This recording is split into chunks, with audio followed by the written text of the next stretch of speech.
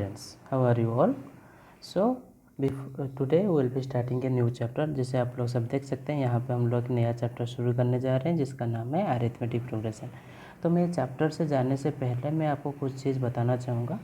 जैसे आप लोग सबसे पहले जानते हैं हम लोग, जैसे मैं मान लो बोल रहा हूँ कि मैं एक मिनी बैंक या घर में जैसे पॉकेट मनी के लिए एक बैंक बना, तो मैं सोचा कि मेरा जो भी पॉकेट मनी है मैं पहले महीने 10 रुपये डालूँगा, सेकेंड रुपये उसको बढ़ा के 15 रुपये करूँगा, नेक्स्ट महीने उसको बढ़ा के और 5 रुपये 20 रुपये करूँगा, नेक्स्ट महीना कितना डालूँगा 25 रुपया, नेक्स्ट महीना कितना डालूँगा 30 रुपया, तो सो ऑन। मैं ऐसे हर महीने 5-5 रुपये बढ़ा रहा हूँ। अगर आप देखेंगे तो हर महीने में कितना बढ़ा रहा हूँ +5, हर महीने कितना बढ़ा रहा हूँ +5।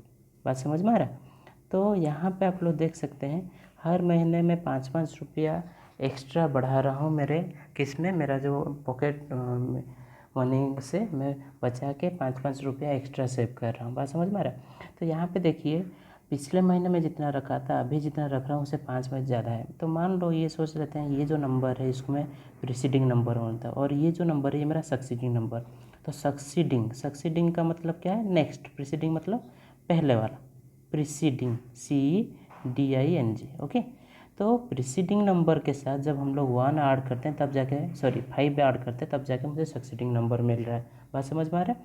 तो चलिए और एक एग्जांपल लेते हैं। मान लो एक एग्जांपल मैं ले रहा हूँ 3 और एक ले रहा हूँ 2, 1, 0, -1, -2 सो ऑन। तो इसमें देखिए ये जो नेक्स्ट डिजिट आपको मिल रहा है that is obtained by subtracting 1 from the preceding number। That means ये नंबर से 1 घटाने से यह नंबर आपको मिल रहा है and so on. Her case में आप लोग देखेंगे -1 आपका हो रहा है। तो ये देखिए ये आपका जो एक टाइप का सीरीज़ या सीक्वेंस है जिसमें हम लोग नंबर्स को ऐसे लिखते हैं ताकि उनके बीच में कोई सिमिलरिटी या कोई रूल मिले। हम उसको क्या बोलते हैं? सीक्वेंस बोलते हैं। क्या बोलते हैं? सीक्वेंस। तो इसमें और एक आप एक सीक्वेंस का एग्जांपल ले सकते हैं। मान लो मैं एक एग्जांपल ले रहा हूँ 1 के बाद ले रहे हैं 4, क्लियर। 1 के बाद मैं ले रहा हूँ 4 के बाद ले रहा हूँ 9 के बाद ले रहा हूँ मान लो 16, 25 एंड सो ऑन। तो देखिए ये भी एक सीक्वेंस है। इसमें देखिए कैसे ये 1 कैसे मिला? 1 का स्क्वायर 1। 4 कैसे मिला? 2 का स्क्वायर। ये 9 कौन सा प्लेस में? थर्ड प्लेस में, तो 3 का स्क्वायर कितना हो रहा है? 9। ये 16 फोर्थ प्लेस में, तो 4 का स्क्वायर कितना हो रहा है? 16। ये 5 फिफ्थ प्लेस में है तो इसीलिए 5 का स्क्वायर कितना हो रहा है? 25। तो ये भी एक सीक्वेंस है। तो सीक्वेंस किसको बोलते हैं? कोई भी अगर हम लोग नंबर्स को एक के बाद दूसरे को लिखते रहते हैं और वो नंबर्स के बीच में कोई सिमिलरिटी होता है, कोई रूल के हिसाब से हम उनको लिखते हैं, तो उसको हम लोग क्या बोलते हैं? सीक्वेंस बोलते हैं। Now coming to the chapter. तो यहाँ पे देखिए मैं सीक्वेंस का डेफिनेशन लिखा हूँ। A sequence is a succession of numbers और टर्म्स। नंबर्स मतलब जैसे नंबर्स जिसको बोलते हैं हम लोग टर्म्स उसी को भी बोलते हैं। हर एक को टर्म बोलते हैं, नंबर बोलते हैं। Form according to some rule. कुछ रूल के हिसाब से अगर हम लोग बनाते हैं तो हम उसको सीक्वेंस बोलते हैं। जैसे यहाँ पे 1, 2, 3, 4 सो ऑन, 1, 4, 9, 16 सो ऑन। ये सारे एक एक सीक्वेंस है। बात समझ में आ रहा है? जैसे मैं और एक एग्जांपल ले सकता हूँ -3, -2, -1, 0, 1। ये भी एक सीक्वेंस हो रहा है। क्लियर? तो सीक्वेंस के बाद जो नेक्स्ट हम लोग का टॉपिक है, जो नेम ऑफ योर चैप्टर है, that is what? Arithmetic progression. So basically A arithmetic progression is a list of numbers in which each term is obtained by adding a fixed number, clear, to the d to the preceding term, clear, except the first term. ये बोलना चाहता है कि एक AP किसको बोलते हैं? अगर एक नंबर का हम लोग का सीरीज होगा जिसमें हम लोग पहले मतलब जो प्रीवियस नंबर है उसके साथ कोई एक पर्टिकुलर नंबर को ऐड करने के बाद अगर नया नंबर को लिखते चलते हैं हम उसको एक एपी कहते हैं। जैसे आप एक एग्जांपल ले सकते हैं। मान लो मैं ले रहा हूँ 2, 3, 4। तो देखिए ये मेरा पहला नंबर था, इसके साथ कुछ ऐड नहीं किए तो इसीलिए ये पहला नंबर हम लोग अपने से लिए। इसके साथ जब +1 किए ये हमें मिला, बात समझ में आ रहा है, 3। इसके साथ +1 किया जब मिला 4 के साथ +1 करेंगे 5 के साथ +1 करेंगे 6 सो ऑन। और एक एग्जांपल लेते हैं। मान लो 5, 10, 15, 20 सो ऑन। इसमें देखिए हर में मैं कितना ऐड किया हूँ? +5 ऐड किया हूँ। Is it clear? चलिए तो अरिथमेटिक प्रोग्रेशन आपको क्या कहता है कि कोई भी अगर लिस्ट ऑफ नंबर जिसमें हर नंबर के साथ कुछ एक नंबर ऐड करने के साथ हमें नेक्स्ट नंबर मिलता है, हम उसको क्या बोलते हैं कि वो एक एपी में है। तो उस एपी में जो नंबर को हम लोग हर किसी में ऐड करते हैं, जो फिक्स नंबर को ऐड करते हैं उसको क्या बोलते हैं, डी। जैसे यहाँ पे 1 2 3 ऐसे हम लोग लिए थे, तो 1 के साथ कितना ऐड कर रहे हैं, +1। यहाँ पे देखिए हर क्लास में +1 कर रहा हूँ, तो ये जो ऐड कर रहा हूँ जो फिक्स नंबर ये मेरा 1 ऐड हो रहा है उसको मैं बोलता हूँ डी। और बेसिकली ये डी क्या है, D is nothing but common difference. Actually common difference क्या है, जब अब देखिए मैं 2 से अगर 1 को सब्ट्रैक्ट करूँगा तो मेरा 1 आएगा, बात समझ में आ रहा है। यहाँ पे जब सब्ट्रैक्ट करूँगा तो मेरा 1 आएगा। तो कोई भी मतलब नंबर, सक्सीडिंग नंबर और उसका प्रीसीडिंग नंबर के बीच में जो डिफरेंस आता है उसको बोलते हैं हम लोग कॉमन डिफरेंस। आपको अगर समझ लेना और एक एग्जांपल ले सकते हैं। मान लो यहाँ पर लिए हैं 5 7 9 सो ऑन। तो देखिए 5 से 7 कितना ज़्यादा हो रहा है, 2। तो अगर 7 से 2 को घटाए 5 को घटाएंगे तो कितना आएगा आपको, 2। 9 से 7 को घटाएंगे तो 2। तो ये नंबर से ये नंबर को घटाना मतलब आगे वाला नंबर से उसका तुरंत पीछे वाला नंबर को घटाने से जो मिलता है उसको हम लोग बोलते हैं कॉमन डिफरेंस या डी। नाउ ये जो कोई भी एक एपी मान लो लिए हैं 1 2 3 4 सो ऑन, इसमें जो मेरा पहला टर्म है उसको हम लोग क्या बोलते हैं, a. So a is nothing but your first term, a is your what, first term of the AP. जो पहला टर्म होता है, जब पहला नंबर होता है हम उसको ए के हिसाब से डिनोट करते हैं और उसको क्या बोलते हैं, फर्स्ट टर्म। तो मान लो और एक चीज़ कि अगर पहला टर्म मेरा ए है और सेकेंड टर्म के साथ अगर +1 करता हूँ तो मुझे क्या मिलता है, सेकेंड टर्म मिलता है। तो इन जनरल मैं ये कह सकता हूँ कि in general N AP is A plus D, A plus 2D, A plus 3D। ये चीज़ें आपको थोड़ा सा दिक्कत आ रहा होगा, कैसे, मालूम मैं ये समझाता हूँ। 1 आपका पहला टर्म है 1, सेकेंड टर्म है 2 3 4 एंड सो ऑन। तो देखिए पहला टर्म आपका ए हो गया 1। तो अब यहाँ पे अगर आप देखेंगे तो डी कितना हो रहा है, डी हो रहा है मान लो 3 - 2 या 2 - 1 या 4 - 3। आपको हर चीज़ में जो ऐड मिलेगा वही डी है। आप किसी एक को करके चेक कर सकते हैं। देखिए मैं सब में चेक किया, मेरा 1 आ रहा है, तो यहाँ पे मेरा डी कितना हो रहा है, 1। तो मेरा सेकेंड टर्म कितना होगा, ए प्लस डी। तो ए प्लस डी मतलब 1 + 1 दैट इज इक्वल्स 2। मेरा थर्ड टर्म कितना आएगा, a plus how much, 2D। Is it clear. तो ये आएगा आपका a plus 2D that is equal to 1 + 2 × 1 that is equals to 2। So ये आएगा 3। तो देखिए आपको 1 2 3 एक मिला है ना। तो ये आपका पहला टर्म, ये आपका सेकेंड टर्म, ये आपका थर्ड टर्म। तो हम लोग कभी कभी पहला टर्म को A1 भी लिखते हैं, सेकेंड टर्म को A2 लिखते हैं और थर्ड टर्म को A3 लिखते हैं। तो A3 जो है उसका सब्सक्रिप्ट नीचे लिखा जाता है। मतलब कभी कभी कुछ लोग को ऐसे एक बगल में 3 लिख लेते हैं, ऐसा नहीं लिखते हम लोग क्या करेंगे, ए लिखेंगे और उसके नीचे 3 लिखेंगे, ए लिखेंगे इसके नीचे 4 लिखेंगे। तो ये A4 का मतलब क्या है, जो टर्म एपी का चौथा प्लेस में, फोर्थ पोजीशन में है, हम उसको A4 बोलेंगे।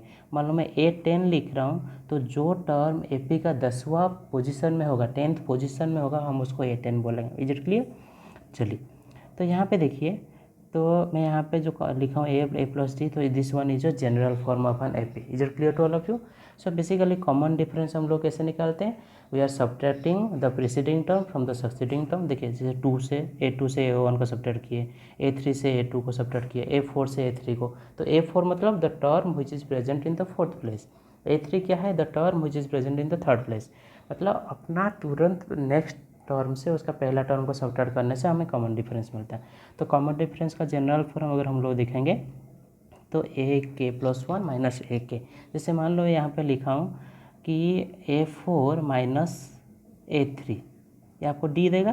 तो A4 को हम लोग लिख सकते हैं AF3 + 1। Is it clear. और A3 को लिखेंगे A3। तो यहाँ पे ये जो 3 है, ये जो 3 है इसको K मान लो, K is any constant. So AFK + 1 - AFK will give you D। Is it clear. So this one is the general form. चलिए आगे बढ़ते हैं। तो इसमें एक चीज़ आपको ये देखना है कि यहाँ पे देखिए मैं इम्पोर्टेंट नोट करके लिखा हूँ। तो ये D जो है, D can be positive, negative और 0। D आपका पॉजिटिव, नेगेटिव, 0 कुछ भी हो सकता है। जैसे 0 कब होता है, मान लो 3 3 3 3 ऐसे मैं लिख रहा हूँ। तो इस केस में आप देखेंगे D आपका 0 आ रहा है। ठीक है, ये पहला एग्जाम्पल D का 0 का हो गया। सेकेंड एग्जाम्पल लेते हैं कहाँ पे डी पॉजिटिव हो रहा है, जैसे मान लो 1 2 3 4, हर केस में देखेंगे आपका डी का वैल्यू 1 आएगा, तो डी एक पॉजिटिव नंबर हुआ। यहाँ पे डी 0 आया। और एक एग्जांपल लेते हैं, मान लो लेते हैं 7 4, ओके क्लियर, 7 4 1 सो वन। तो यहाँ पे देखिए डी कितना आ रहा है, डी आ रहा है आपका 4, डी कितना आ रहा है 4 - 7, 4 - 7 इज -3, 1 - 4, यहाँ पे भी देख सकते हैं -3 है, तो यहाँ पे डी कितना आ रहा है negative. So your D can be positive, negative और 0।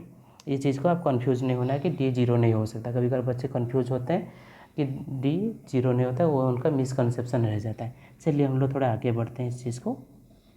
तो मान लो कोई आपको एक एपी दिया है, ठीक है, जैसे मैं यहाँ पे एक एपी लिखा हूँ, तो ये एपी मेरा क्या है, A1, A2, A3, A4 is an AP. तो A1 मतलब मेरा A, जो आपका पहला टर्म होता है। बेसिकल हम लोग A को पहला टर्म के हिसाब से लिखते हैं, A1 या A दोनों सेम है। A2 क्या है, second term A plus D, क्योंकि हम लोग जानते हैं A plus D, A plus 2D, ये मेरा जनरल फॉर्म है एपी का, सो वन। तो सेकेंड टर्म ये आपका सेकेंड टर्म हो रहा है, तो इसको मैं लिखा A2 = AD। तो यहाँ पे D के बगल में क्या है, कुछ नहीं है, तो 1, तो 1 को मैं लिख सकता हूँ 2 - 1, हाँ लिख सकता हूँ, क्लियर, 2 - 1 इज 1। सिमिलरली A3 को लिख, A3 क्या है आपका थर्ड टर्म, सो ये है आपका थर्ड टर्म, तो इसको ये A प्लस 2D, तो 2D को मैं 2 को लिख सकता हूँ 3 - 1। तो अगर इसमें आपको एक रिलेशन देखेंगे, तो यहाँ पे देखिए मैं जो यहाँ पे जो A1 है, मैं इसको लिख सकता हूँ A plus 0D, that is A plus 1 - 1D। तो यहाँ पे 1 था, तो 1 से 1 को घटा दिया। यहाँ पे 2 था, तो 2 - 1 हो गया। यहाँ पे 3 था, तो यहाँ पे 3 माइनस हो गया। तो दैट मीन्स इन जनरल हम लोग ये बोल सकते हैं कि कोई भी एक एपी में, मान लो कोई भी एक एपी दिया है 2 4 6 8 सो ऑन, इस एपी में मुझे अगर पूछा है कि 20th टर्म कितना होगा, 20th टर्म 20वां वाला टर्म कितना होगा, 20th टर्म कितना होगा, 20th पोजीशन में या 20 वाला पोजीशन में जो नंबर होगा वो कितना होगा मुझे निकाल। तो हम लोग इंसान कामचोर होते हैं, ये सारे लोग हम लोग जानते हैं। तो हम लोग ऐसे तो गिनने तो नहीं बैठेंगे कि ये 8 के बाद 10 12 ऐसे नहीं आएगा। हम लोग क्या करेंगे, उस time will be using this formula. तो यहाँ पे मुझे 20th टर्म चाहिए, तो यहाँ पे मेरा जो एन होगा वो एन हो जाएगा 20। तो यहाँ पे मैं क्या लिखूँगा, A20 = 1 minute, sorry my pen is not working, so this one will be A20 = A plus n means 20 - 1 into D। So D मेरा कितना होगा, मैं यहाँ पे A पे लिया था 2 4 6 8 सो 1, तो यहाँ पे मेरा A हो गया 2, D हो गया 2। तो यहाँ पे D के जगह पे 2 डालूंगा, A के जगह पे भी कितना डालूंगा 2। तो आज आप उसको सॉल्व करेंगे, ये आपका कितना आ जाएगा 2 + 19 × 2 that is equal to 2 + 38, okay that is equal to 40। तो आप देख सकते हैं जो 20th प्लेस में जो नंबर होगा दैट विल बी 40। कितना इजी हो गया है ना, दैट इज़ क्लियर। तो दिस यू कैन सी, ये जो फॉर्मूला हम लोग जनरेट किए हैं, तो आप ये पैटर्न देखिए, यहाँ पे 3 था तो यहाँ पे आया 2D। अगर मैं पूछूंगा कि A10 कितना होगा, तो आप बोलेंगे A + 9D। Is it clear. तो कभी कभार ये जो AN है, AN मतलब जो लास्ट टर्म होता है कोई भी एक एपी का, या कोई nth पोजीशन वाला टर्म होता है, अगर एक फाइनाइट एपी होता है तो हम उसको L भी बोलते हैं। तो here L stands for last term, clear. L आपका किसके लिए टर्म लास्ट करता है, डिनोट करता है लास्ट टर्म। तो यहाँ पे देखिए AN मैं यहाँ पे लिखा हूँ, AN is also known as last term और that is also denoted as L। तो कभी कभार आपको ये फार्मूला भी डायरेक्ट ऐसे दिखने के लिए मिलेगा, L = A plus n - 1 in bracket D। So this one is same as this formula, ये दोनों फार्मूला सेम है, because we know that L is nothing but AN और nth term of the AP, clear. जैसे एक example ले सकता हूँ मैं, मान लो 2 4 6 ... अप टू 20 लिखा है। तो इस केस में जो लास्ट टर्म है ये आपका को क्या हो रहा है, AN हो रहा है, या हम इसको L भी बोल सकते हैं। Is it clear, last term, clear, okay okay. So चलिए हम लोग आगे बढ़ते हैं। तो आगे बढ़ने से पहले मैं आपको 2 चीज़ और बताऊंगा। एक होता है आपका, 2 टाइप के एपी होते हैं, एक होता है फाइनाइट एपी, एक होता है इनफाइनाइट एपी। एक होता है फाइनाइट, एक होता है इनफाइनाइट। Okay, infinite AP. तो फाइनाइट एपी, फाइनाइट का मतलब आप क्या जानते हैं कि जो चीज़ एक जगह पे ख़त्म हो जाता है। जैसे मैं लिखता हूँ 2 4 6 8 dot dot dot dot dot up to 20, ये मेरा एक फाइनाइट एपी है, क्योंकि ये एक जगह पे ख़त्म हो जा रहा है, इसका लास्ट टर्म है, इसलिए फाइनाइट एपी है। मान लो मैं एक दूसरा एपी लिखता हूँ 2 4 6 dot dot dot dot dot dot dot dot dot so on. So this one is my infinite AP because here there is no last term, और यहाँ पे एल मेरा नहीं है, ये कहाँ ख़त्म होता है मुझे नहीं पता, इसीलिए ये एक इनफाइनाइट एपी है। एक छोटा सा कॉन्सेप्ट है, आपको जानना ज़रूरी है। ओके, सो चलिए हम लोग आगे बढ़ते हैं। तो यहाँ पे क्या लिखें, a n is equal to a plus n minus 1 d, where nth term of the A P is a n, so it can be found if where a is your first term and d is your common difference. Okay, तो अभी हम लोग basic concept समझे, A P क्या है, ए क्या है, D क्या है, एन क्या है, ए एन क्या है, एल क्या है। चलिए हम लोग कुछ क्वेश्चन सॉल्व करते हैं। थोड़ा सा ये वीडियो लंबा होने वाला है, क्योंकि अगर आप बस कॉन्सेप्ट समझेंगे, क्वेश्चन सॉल्व नहीं करेंगे, तो आपका बेसिक प्रॉब्लम कहाँ होते हैं आप फेस नहीं कर पाएंगे या जान नहीं पाएंगे। तो थोड़ा सा पेशेंस रखिए और आगे देखते रहिए। We will be solving 2-3 more questions, ताकि आपका कॉन्सेप्ट क्लियर हो जाए। चलिए, तो पहला क्वेश्चन मेरा क्या दिया है, the check whether the sequence is an AP और नॉट। ये जो मेरा क्वेश्चन दिया है, ये एपी में है या नहीं। इफ यस, अगर एपी में है तो find D, D common difference निकालिए और नेक्स्ट 3 मोर टर्म्स लिखिए। चलिए शुरू करते हैं। चलिए, तो पहला मेरा है 2 4 8 6, तो 2 मेरा ए हो जाएगा 2, क्लियर। आपका डी कितना हो जाएगा, डी आपका कोई भी एक प्रीसीडिंग टर्म को सक्सीडिंग टर्म से सब्ट्रैक्ट कर दिया। मैं यहाँ पे 4 से 2 को सब्ट्रैक्ट कर दिया, आपको 2 मिल गया। ए आपका 2 मिल गया, डी आपको 2 मिल गया, क्लियर। लेकिन ये तो एक केस में हुआ। अब देखते हैं कि यहाँ पे अगर 2 आ रहा है तो इससे इसको घटाने से 2 आ रहा है या नहीं, इसको इससे घटाने से 2 आ रहा है नहीं, तब तो जाके हम लोग बोलेंगे कि एपी में है ना। तो अब देखते हैं 8 माइनस 4 कितना आ रहा है, 4। 16 माइनस 8 कितना आ रहा है, 8। तो देखिए हर केस में यहाँ पे मान लो इसको मैं D1 लेता हूँ, इसको D2 लेता हूँ, इसको D3 लिखता हूँ, तो ये D1 D2 D3 ये तीनों इक्वल नहीं है। दैट मीन्स यहाँ पे मेरा कॉमन डिफरेंस इक्वल नहीं है। So therefore I will be saying so this one is not an AP. तो लिखने का तरीका क्या है, देखिए लिखने का तरीका हम लोग ये ऐसे लिखेंगे, D इज इक्वल्स टू, यहाँ पे लिखते हैं A2 माइनस A1। A2 मतलब आपका 4 माइनस 2 दैट इज इक्वल्स 2। यहाँ पे A3 माइनस A2 कितना आ रहा है देखते हैं, 8 minus 4 that is equals to 4। A4 minus A3 कितना आ रहा है, A4 माइनस A3 आपका कितना आ रहा है, 16 माइनस 8, ये आ रहा है 8।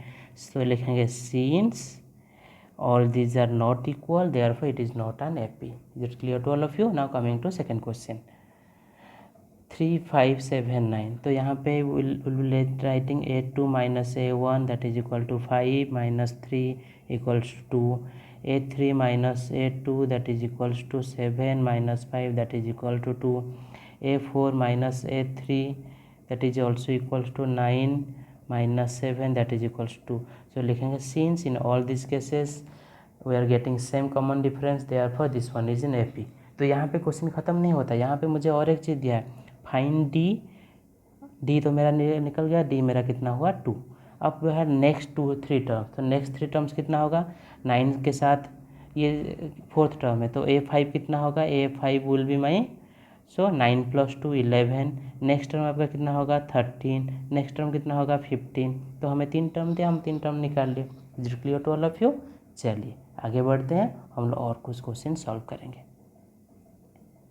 चलिए, let me zoom first then will proceed further to solve the questions. चलिए, तो यहाँ पे और कुछ क्लियर हमारा कॉन्सेप्ट को क्लियर करते हैं। तो सेकंड क्वेश्चन आपका दिया है, find the 10th term of the AP 2 7 12 so on.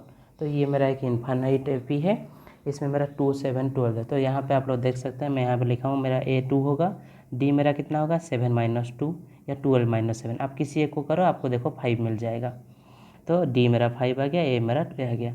अब मुझे 10th टर्म पूछा है, तो 10th टर्म के लिए हम लोग ये फॉर्मूला यूज़ करेंगे nth टर्म वाला, a n equal to a plus n minus 1 D.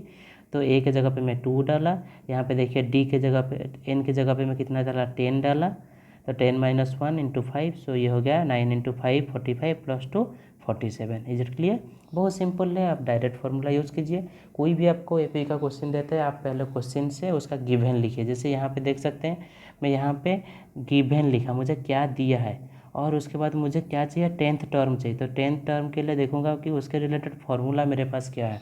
उस फार्मूला में मैं जो भी मुझे पैरामीटर्स का वैल्यू दिया है उसको पुट करूँगा, then I will solve further to find my answer. Okay, तो बहुत ईजी है, आप लोग कर सकते हैं आराम से, घबराना नहीं है। चलिए नेक्स्ट क्वेश्चन पे चलते हैं। क्या क्वेश्चन दिया है, determine the AP whose third term is 5 and 7th term is 9। Clear? मेरा थर्ड टर्म दिया है मुझे 5 और 7th टर्म दिया है क्या 9। तो मान लो मेरे पास है कोई भी एक एपी है, मान लो मैं एक एपी है से नंबर 1 2 3, तीसरा वाला मुझे दिया है 5 और मुझे 7th, चौथा ये 5 ये 6 और 7th टर्म दिया है 9। ये देखो, ये नहीं दिया, ये नहीं दिया, ये नहीं दिया, ये नहीं दिया, ये नहीं दिया, लेकिन मुझे ये क्या दिया है A3 दिया है और क्या दिया है A7 दिया है। Is it clear? तो वही चीज़ मैं यहाँ पे लिख रहा हूँ, मैं यहाँ पे लिख रहा हूँ A3 is equal to 5, A7 is equal to 9। तो अगर A3 अगर 5 है तो मैं अगर फॉर्मूला में डालूँगा तो A3, तो हम लोग देख सकते हैं A3 is nothing but A plus 3 minus 1D। 3 minus 1D मतलब A प्लस 2D। तो यहाँ पे आप डायरेक्ट ये चीज़ लिख सकते हैं, हर बार आपको इतना करना जरूरी नहीं है, तो इसलिए मैं यहाँ पे डायरेक्ट लिखा हूँ। क्या लिखा हूँ? A3 is equal to 5, so A plus 2D is equal to 5, this one is my equation to 1, so A7 is 9, so A plus 6D is equal to 9। ये आपको समझ में आया? अगर नहीं आया तो आप लोग मुझे कमेंट कर सकते हैं। तो अभी ये दोनों लीनियर इक्वेशन है, ये दोनों लीनियर इक्वेशन को मैं क्या किया हूँ, इक्वेशन 2 से इक्वेशन 1 को सब्ट्रैक्ट किया हूँ। सब्ट्रैक्ट करने से मुझे देखो ये ए कैंसिल आउट हो गया, 6D minus 2D is 4D, 4D is equal to 9 minus 5 4, तो D is equal to 4/4 that is equals to 1। अगर D मेरा 1 आया तो आप देख सकते हैं इन दोनों इक्वेशन में कहीं इधर इक्वेशन 1 या इक्वेशन 2 कहीं पे एक जगह पे मैं D का वैल्यू डालूंगा। तो मान लो इक्वेशन 1 छोटा है, वहाँ पे डालता हूँ क्योंकि मुझे कैलकुलेशन ईजी होगा, छोटा कैलकुलेशन करना पड़ेगा। 2 इंटू डी के जगह पे 1 डालो इज इक्वल टू 5, तो इसको सॉल्व कर 2 इंटू 1 2, तो इस तरफ जाके क्या हो जाएगा माइनस हो जाएगा, तो ए कितना होगा 5 माइनस 2, आंसर इज 3। आपको समझ में आया कि ए कैसे 3 मिला? चलिए, अगर आपको ए मिल गया, अब मुझे ए पी कैसे लिखना है, because we know that general form of A P is A plus D, A plus 2D, so on. तो यहाँ पर हम लोग क्या करेंगे, ए के जगह पे क्या लिखेंगे 3, ए प्लस डी मतलब ए 3 प्लस 1, ये हो जाएगा 4। नेक्स्ट 2D मतलब 2 इंटू 1 2, सो ये हो जाएगा 5, ये नेक्स्ट हो जाएगा 6 7, so on. So my A P is this. Is it clear to all of you? चलिए, डाउट होगा तो आप बेहिचक होकर मुझे पूछ सकते हैं। चलिए नेक्स्ट क्वेश्चन में सॉल्व करते हैं। थोड़ा सा वीडियो और थोड़ा 5 मिनट लगेगा, ध्यान से देखते रहिए और समझते रहिए, बहुत मज़ा आने वाला है। चलिए नेक्स्ट क्वेश्चन में क्या दिया है, how many digits of a 2 digit number are divisible by 3। तो 2 डिजिट नंबर मेरा शुरू कहाँ से होता है 10 से, 10 11 12 सो वन, यहाँ पे कहाँ तक जाता है 99 तक। लेकिन मुझे यहाँ पे पूछा है कि हाउ 2 डिजिट डिविजिबल बाई 3, तो यहाँ पे मुझे जो कंडीशन दिया है डिविजिबल बाई 3, तो देखूँगा 10 मेरा डिविजिबल नहीं हो रहा है, 11 मेरा डिविजिबल नहीं हो रहा है, तो शुरू कहाँ से हो रहा है 12 से। तो लास्ट नंबर जो 2 डिजिट वाला 3 से डिविजिबल हो रहा है वो 99, 99 से पहले 98 नहीं होगा, 99 मेरा 3 से डिविजिबल हो रहा है, तो इसीलिए जो मेरा AP हो रहा है वो मैं इसीलिए लिख रहा हूँ, मेरा कितना हो रहा है 12 से 99, 12 के बाद नेक्स्ट होगा 15, क्योंकि 3 से डिविजिबल का हम लोग कंडीशन लिया है 9। तो ये जो डिविजिबल बाई 3 दिया है इनडायरेक्टली ये आपको कॉमन डिफरेंस देने के लिए हिंट्स दे दिया है, इस चीज़ को आपको थोड़ा सा दिमाग लगाना है। तो इसलिए मैं यहाँ पे जो AP लिखा हूँ 12 15 18 20 99 ऐसे AP लिख लिया हूँ। तो इस AP में आप देख सकते हैं मेरा A है 12, D मेरा है 3 और L या AN मुझे दे दिया है 99। अब इसको हम लोग आगे सॉल्व करते हैं। मुझे दिया है कि कितना टर्म है, मतलब कितना नंबर है इस AP में जो कितना 3 से डिविजिबल होता है। तो चलिए हम लोग फार्मूला यूज़ करते हैं। We know that an is equal to a plus n minus 1d। तो यहाँ पे हम लोग क्या करेंगे, an आपको दिया है 99, तो will be writing 99 is equals to a की जगह पे लिखेंगे 12 प्लस n की जगह पे लिखेंगे n तो मुझे नहीं पता, तो n को n छोड़ दूंगा, n माइनस d की जगह पे लिखूंगा 3। हम लोग इसको आगे बढ़ेंगे तो ये 12 को लाके इस तरफ सब्ट्रैक्ट कर दिया तो क्या हो गया 99 माइनस 12 इज इक्वल टू, यहाँ पे ब्रैकेट खोल लेते हैं, ये हो गया 3n माइनस 3। आपको समझ में आया? चलिए आगे बढ़ते हैं। तो ये हो जाएगा 9 से 2 गया 7, 9 से गया 8, 87 is equal to 3n minus 3। अब यहाँ पे ये 3 क्या हुआ है, माइनस हुआ है, बाएं तरफ आएगा, बाउंड्री क्रॉस करेगा तो प्लस हो जाएगा, 87 प्लस 3 ये हो गया 90। बात समझ में आया आप सबको? तो 90 हो गया 3n। तो आपके यहाँ पे n का वैल्यू कितना आएगा, n आएगा 90/3। 90 को अगर आप 3 से डिवाइड करते हैं, अगर मैं गलत नहीं हूँ, तो मेरा आंसर आएगा 30। बात समझ में आया सबको? So that means this AP, that means ये जो 2 डिजिट वाला नंबर है 10 से लेके 99 तक जितने नंबर है उसमें कितने नंबर्स मेरा 3 से डिविजिबल है 30 नंबर्स। अब मैं जो भी यहाँ पे आपको यहाँ पे आपका लिख रहा हूँ या जो भी लिख रहा हूँ, आपको वीडियो को पॉज करके धीरे धीरे आपको उसको समझना है और अपने कॉपी में नोट डाउन भी करना है। कोई भी वीडियो बस देखते रहिए ऐसा नहीं होता है। कभी कभी क्या होता है, देखने के टाइम हम समझ सकते हैं लेकिन आगे जब नेक्स्ट टाइम कोई भी सॉल्व करते हैं तो उसको भूल जाते हैं या उसको कहीं पर हम उन लोगों को मिस्टेक हो जाता है कैलकुलेशन। तो इसीलिए आप अपने कॉपी में नोट डाउन भी करते रहिए वीडियो को समझते साथ साथ। चलिए आगे बढ़ते हैं।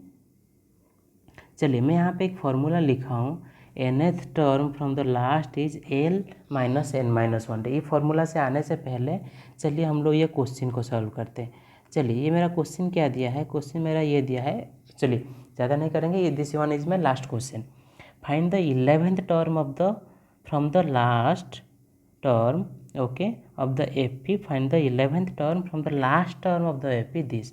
ये मेरा एक AP दिया है, इस AP में लास्ट टर्म आपका 62 माइनस 62 है। इस AP में लास्ट से 11 वाला टर्म निकालना। जैसे मैं बोलता हूँ कि तुम्हारे क्लास में मान लो सारे बच्चों को लाइन में खड़ा करने के लिए बोल दिया और आप लोग को मैं पूछा कि जो लास्ट से 5th पोजीशन में है वो आगे आओ मेरे पास, ओके। तो वही चीज़ यहाँ पे भी पूछ रहा है। तो इस AP में हमें 11th term from the last निकालना है। तो यहाँ पे मैं इसका 3 मेथड आपको बताऊँगा, ठीक है। चलिए जो सिंपल सबसे पहला मेथड वो है, अगर इसमें देखेंगे तो आपको A मिलेगा 10, D मिलेगा आपको -3, 7 माइनस 10, D नेगेटिव आ रहा है, वो चीज़ ध्यान रखना। कभी कभी बच्चे यहाँ पे ये गलती करते हैं कि 10 से 7 को माइनस कर देते हैं और +3 लिख लेते हैं D।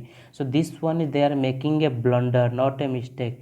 यहाँ पे बच्चे ब्लंडर बन करते हैं, मिस्टेक नहीं। तो ये चीज़ को बार बार आपको ध्यान रखना है कि सेकेंड बड़ा टर्म से छोटा को माइनस कर, मतलब नंबर्स बड़ा नहीं, जो सेकेंड सक्सीडिंग से प्रीसीडिंग को माइनस करना है। और एल आपका आ गया -62 या AN आ गया आपका -62। अगर मैं फॉर्मूला में डालूंगा तो लिखूंगा L और AN is equal to A plus N minus 1D। तो L के जगह पे -62, A के जगह पे 10 और D के जगह पे -3। तो जब मैं इसको सॉल्व किया तो ये +10 लेफ्ट साइड में आके -10 हो गया, तो -62 -10 that is equal to -72। Left side में ये -72 है।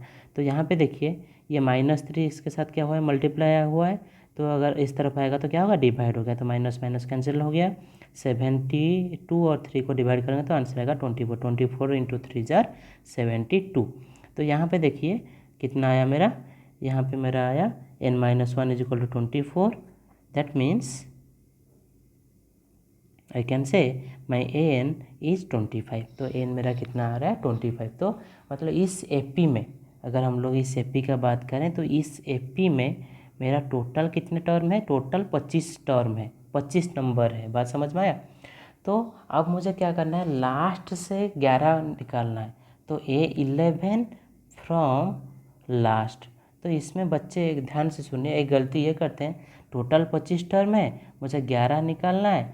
तो क्या करते हैं 11 माइनस, क्लियर, 11 माइनस कर लेते हैं तो ये आएगा 14। तो सोचते हैं कि A14 जो होगा मेरा वो लास्ट से चौथा टर्म होगा। नहीं, मैं बोल रहा हूँ कि मुझे लास्ट से तीसरा चाहिए तो 1 2 3 इसी हिसाब से होगा। बात समझ में आ रहा है? तो अगर यहाँ पे आप 14 लिख देते हैं तो गलत हो जाता है। जितना आएगा 14 उसके साथ 1 जोड़ना है। तो जो 15th पोजीशन में टर्म होगा लास्ट से, वो लास्ट से मेरा 11th टर्म होगा। तो यहाँ पे मैं वही चीज़ लिखा हूँ। So there are 25 terms in the AP, 11th term from the last is your A15. So A15 is equal to A plus 14D.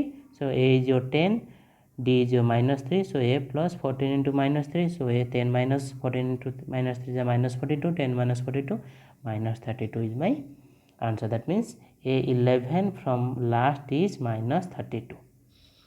चलिए और एक मेथड से इसको सॉल्व करते हैं। और एक मेथड क्या है आपका, जो भी आपको यहाँ पे AP दिया है ना, आप क्या कीजिए, सॉरी स्टूडेंट्स, जो भी आपको यहाँ पे ये AP दिया है, आप इस AP को क्या कीजिए, उल्टा लिखिए। तो उल्टा लिखने से हम रिवर्स साइड में लिखने से ऐसे लिखेंगे -62 4 7 10। तो ए हो जाएगा आपका -62, डी कितना हो जाएगा, यहाँ से सब्ट्रैक्ट कर दीजिए 10 से 7 को या 4 से 7 को, तो 3 आया। अब आपको लास्ट से 11, तो आप डायरेक्ट अभी फॉर्मूला डालिए। उस टाइम यहाँ पे आपको थोड़ा कॉम्प्लिकेशन लगता होगा कि A25 टर्म से A11 लास्ट से होगा आपका A14 पहला से, वो चीज़ आप जो A15 होगा पहला से, ये चीज़ जो कन्फ्यूज़न है। अगर आपको जितना कन्फ्यूज़न है तो आप AP को उल्टा लिख लीजिए। तो उसी हिसाब से अगर आप उल्टा लिखेंगे तो आपका ये A D सारे चीज़ चेंज हो जाएंगे। तो उसके बाद आप डायरेक्ट ये फॉर्मूला यूज़ कर सकते हैं, A+n-1D। और उस टाइम आपको ये पोजीशन का थोड़ा आपको अगर दिक्कत हो रहा है तो आपको दिक्कत नहीं होगा। तो यहाँ पे देखिए मैं सॉल्व किया, मुझे -32 मिल गया। ठीक है, ये दो मेथड है। चलिए अब मैं इससे पहले अगर आप याद करेंगे तो मैं यहाँ पे क्या किया था, एक मेथड लिखा था, फॉर्मूला लिखा था, nth term from the last is L-1। अगर आपको इस टाइप का क्वेश्चन देता है, ध्यान से सुनिए बच्चे, आप डायरेक्ट ये फॉर्मूला यूज़ कर सकते हैं। आपको कोई हड़बड़ी करने का ज़रूरत नहीं होगा, कोई टेंशन लेने की ज़रूरत नहीं होगी, आप आराम से चुटकियों में कर सकते हैं। अगर आपको ऐसे क्वेश्चन देता है तो आप क्या कीजिए, ये डायरेक्ट फार्मूला यूज़ करते हैं। तो एल आपका क्या है, ये है आपका एल, तो ये हो जाएगा -62 माइनस एन कितना हो जाएगा आपका, एन आपका यहाँ पे 11th दिया है तो ये हो जाएगा 11 -1। डी कितना होगा आपका, यहाँ पे देखिए डी हो जाएगा आपका -3। नॉर्मल जैसे क्वेश्चन में आप देखिए 7 से 10 को सब्ट्रैक्ट कीजिए -3, तो यह कितना हो गया आपका -62 -10 इंटू -3। तो ये आपका कितना हो गया -62 minus minus will be plus, 10 into 3 jar 30। तो ये आपका कितना हो गया -62 + 30 दैट इज इक्वल टू -32। कितना आसान हो गया बच्चों। तो इसलिए आप डायरेक्ट ये फार्मूला यूज़ कर सकते हैं। नोट दिस फार्मूला, ये आपको बुक में ये फार्मूला नहीं मिलेगा NCERT बुक में, but you can use this short trick to find the answer. Clear. तो हम लोग आज बहुत थोड़ा लंबा वीडियो हो गया है, लेकिन कोई बात नहीं, आप ये ध्यान से पूरा वीडियो को देखिए, समझिए। After this you can solve exercise your 5.1 and exercise 5.2. If you face any problem or if you have any doubts, you can comment me or message me. Thank you students.